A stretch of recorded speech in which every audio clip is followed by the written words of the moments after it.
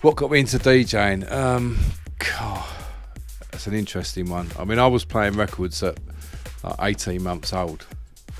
Seriously, yeah. I used to crawl along the floor probably, and then we had this old mono record player. My mum used to let me put the records on, and then it's like an automatic old mono thing.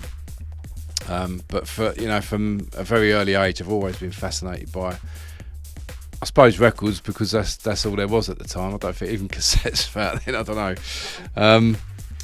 But I started collecting records from 4 years old right the way through. Well, not till now, because I don't buy vinyl anymore.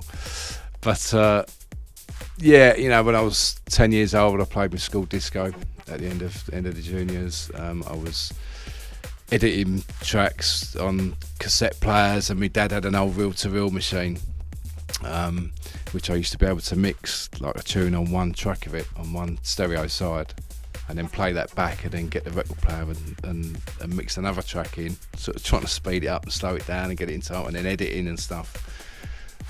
So it's just it's been in my blood since I was a kid, since a tiny kid as well.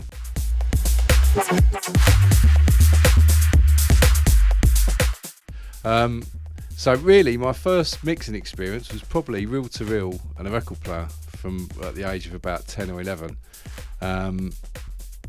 Then I think Lime got a really old setup with a couple of garage, like second-hand sort of proper mobile DJ sort of setup.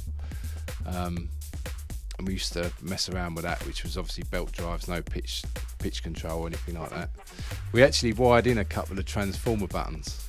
We took it all apart, and then I think went to Tandy or whatever it was, and got these sort of intermittent switches, and managed to bolt them on and wire them in, so we could then do bits of scratching and then do transforming as well. That must have been about 1987 or 86, I think.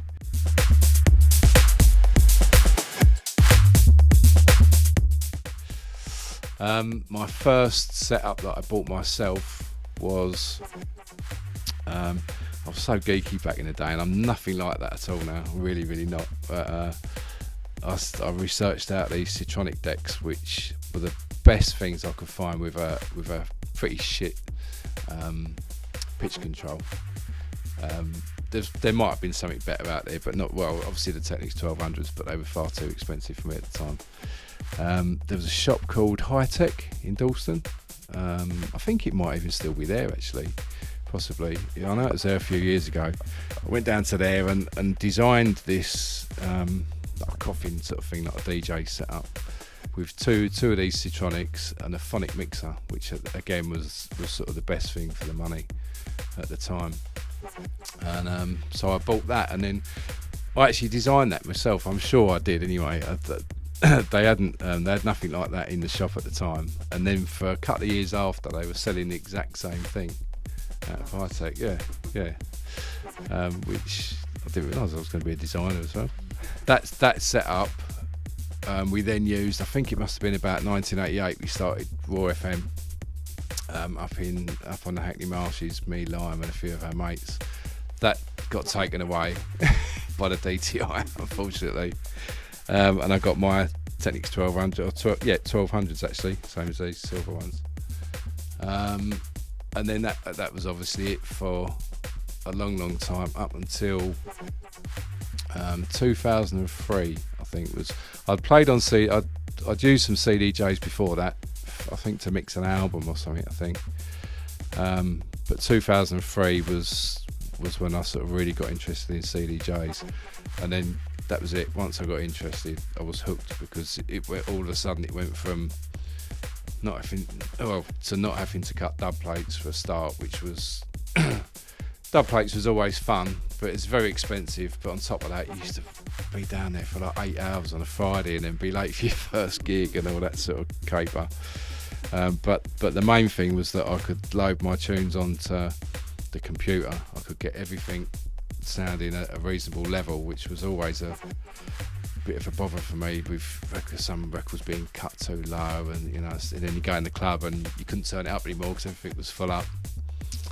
But I could then edit my tunes, so I could put a 6-minute tune with a really, might have a tune with a really good bit at the beginning, and and a really good bit at the end with 4 minutes in between of the same sort of thing. I could cut that down, and that was it. I was off. In 2003, I think it was, I was off editing all my music and remastering it, and that was just, I was in heaven.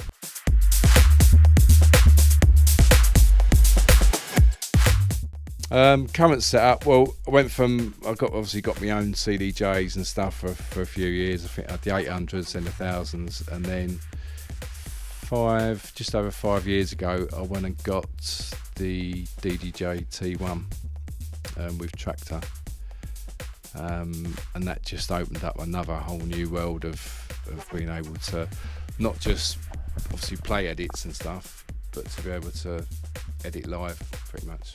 You know, I could actually move around the tune whilst keeping it all in time, sort of live, which was again heaven. Do you know what I mean? That's my sort of style of DJing, is to I've always wanted to fiddle about the music and, you know, mix it, and I did the DMC things back in the late 80s as well. It's just fascinated by sort of being able to be creative with it, and that the whole Tractor thing just gives you that creative capability.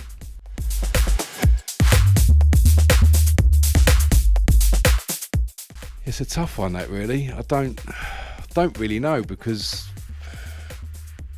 I don't see what other format there could be sort of music wise, unless it's just all done sort of through the air, you know, wirelessly or whatever, so you haven't even got to plug anything in.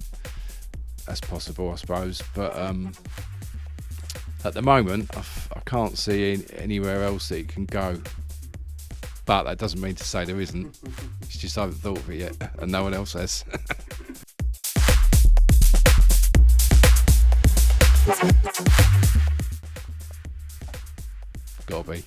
Gotta be these.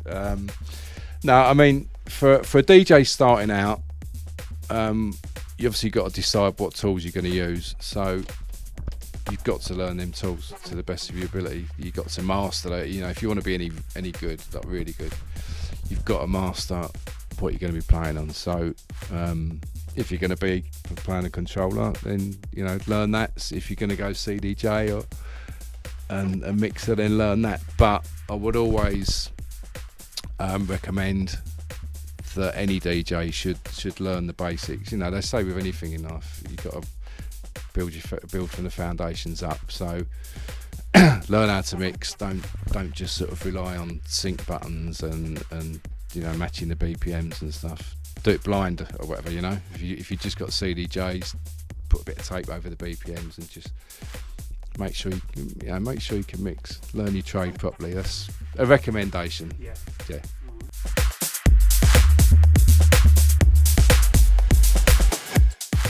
Learn how to mix. No, but I mean, you know, there's so much moaning going on about it, isn't there? But you know, you don't have to mix like we had to back in the day. So it's always good to do that. I think. If you're really serious about DJing, you've got to do it from the heart. You've got to really, really want to do it. You've got to be passionate about it. I mean, the sort of definition of passion is to do something that you really want to do, but to also be prepared to suffer for it. You know, to sacrifice for it, which means putting in hard work, paying the price. So, you know, and there's lots of DJs out there, lots of budding DJs out there, and there's probably not many on the grand scale of it that actually sort of get a real good lifestyle out of it. So if you're going to go for it, but make sure it's your passion.